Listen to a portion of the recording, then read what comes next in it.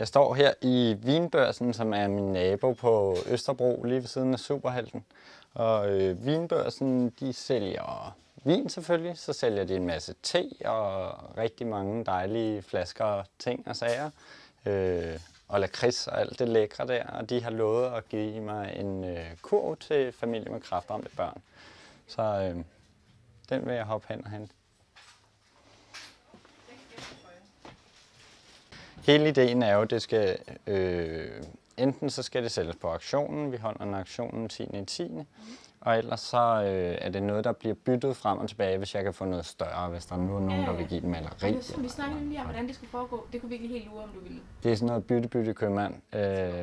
Ja, lige præcis. Så den 10.10. der holder vi en kæmpe aktion i Kostammen kl. 5, hvor I selvfølgelig er meget inviteret. Jeg skal nok komme med et eller andet på det. Det ser fantastisk ud. Det skal ikke betales. Det kan vi godt lide. Tusind tak. Selvfølgelig. Tak skal du have. Og rigtig god dag. Ja, lige måde. Tak. Tak for det.